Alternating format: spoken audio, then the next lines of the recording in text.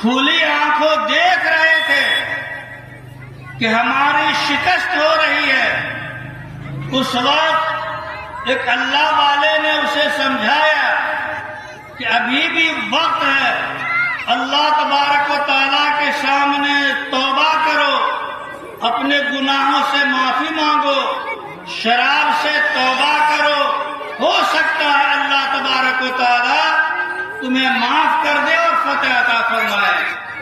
چنانچہ اسی میدان جنگ میں ظہیر الدین بابر نے مستجاب الدعوات کے دربار میں یہ دعا کی کہ الہ العالمین، آج ہماری اس جنگ میں تو فتح دے دے، ہمیں فتح سے ہمکنار کر دے، دشمن پر ہمیں غلبہ دے دے۔ تو میں وعدہ کرتا ہوں کہ آج کے بعد میں کبھی بھی شراب نوشی نہیں کروں گا، میں کبھی بھی شراب نہیں پیوں گا۔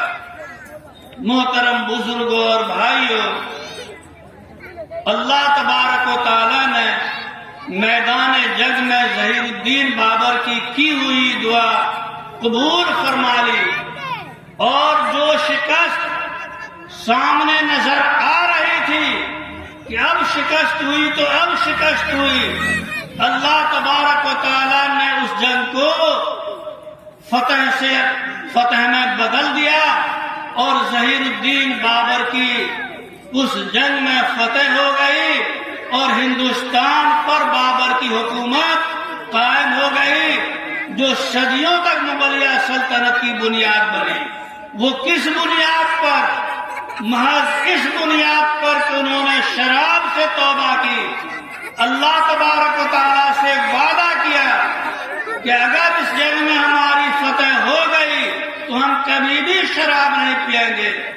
محترم بزرگوں اور دینی بھائیوں، میں خاص طور سے اپنے نوجوان بھائیوں سے، اپنے عزیزوں سے گزارش کرتا ہوں کہ یہ بہت بڑا گناہ ہے، اللہ تبارک و تعالیٰ سخت ناراض ہوتا ہے، اور اللہ تبارک و تعالیٰ کی ناراضی کو منہ نہ لیں۔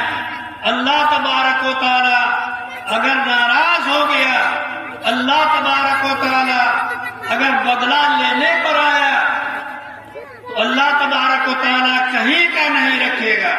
معلوم ہونا چاہیے کہ حضور اکرم صلی اللہ علیہ وسلم جب معراج میں تشریف لے گئے تھے تو آپ نے راستے میں دیکھا کچھ لوگ ہیں جس کی آنکھیں بالکل نیلی ہے، چہرے بالکل سیاہ ہے، نیچے کا ہونٹ زمین تک لٹکا ہوا ہے، اوپر کا ہونٹ سر پر چڑھا ہوا ہے، اور منہ سے خون اور پیپ بہہ رہا ہے۔ حضور صلی اللہ علیہ وسلم نے جبرائیل علیہ السلام سے پوچھا، جبرائیل یہ کون شخص ہے؟ جبرائیل علیہ السلام نے فرمایا کہ یا رسول اللہ صلی اللہ علیہ وسلم، یہ آپ ہی کی امت کے لوگ ہیں، یہ شرابی لوگ ہیں جو دنیا میں شراب پیتے تھے، ایسے لوگوں کی یہ مثالی شکل دکھائی جا رہی ہے آپ کو کہ جو دنیا میں شراب پیتا تھا اس کی یہ حالت ہے، اور اس کی یہ مثالی شکل ہے جو آپ کو دکھائی جا رہی ہے۔ تو اس طرح سے حالت ہوگی۔ حضور اکرم صلی اللہ علیہ وسلم کو شب معراج میں شرابیوں کی حالت دکھائی گئی کہ اس کا کیا حال ہوگا۔ حضرت عائشہ صدیقہ رضی اللہ عنہ فرماتی ہے کہ حضور اکرم صلی اللہ علیہ وسلم نے فرمایا لَيَشْرِبَنَّ النَّاسُ مِنْ أُمَّتِي يُسَمُّونَهَا بِغَيْرِ اسْمِهَا، کہ بہت سے لوگ شراب اس طرح سے پئیں گے، اور میری امت کے لوگ ہوں گے کہ وہ لوگ لَيَشْرِبَنَّ النَّاسُ بہت زیادہ شراب پئیں گے، اور اس طرح سے شراب پیئیں گے میری امت کے لوگ کہ شراب کا نام بدل دیں گے. کبھی تو کہہ دیں گے کہ یہ سورہ ہے، کبھی الکحل ہے، کبھی کچھ ہے، کبھی کچھ ہے. اسی طرح سے حضرت عائشہ صدیقہ رضی اللہ عنہ فرماتی ہے کہ حضور اکرم صلی اللہ علیہ وسلم نے فرمایا جو چیز سب سے پہلے برتن کی طرح سے پلٹ دی جائے گی وہ چیز شراب ہوگی. شراب اتنی عام ہوگی. تو اس طرح سے شراب کی خباثت اور شراب کی برائی بیان کی گئی ہے. آج ہمارے جو نوجوان اس میں مبتلا ہیں انہیں چاہیے کہ وہ توبہ کریں اور حقر مقدور یہ کوشش کریں کہ جس طرح سے ظہیر الدین بابر نے توبہ کی، اللہ تبارک و تعالیٰ سے معافی مانگی، تو اللہ تبارک و تعالیٰ نے ہاری ہوئی جنگ کو فتح سے بدل دیا.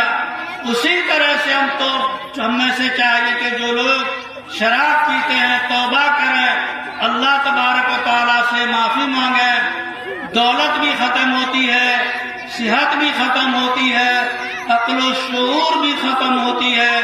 اس طرح سے ہم نہ دنیا کے رہے نہ آخرت کے رہے. تو اللہ تبارک و تعالیٰ کا جو فرمان ہے ایمان والو، شراب، جوا، بت، پانسے وغیرہ یہ سب شیطانی کام ہے، شیطانی عمل ہے. لہذا اس سے توبہ کرو، اس سے اجتناب کرو، اس سے بچو. یہ اللہ تبارک و تعالیٰ کا حکم ہے.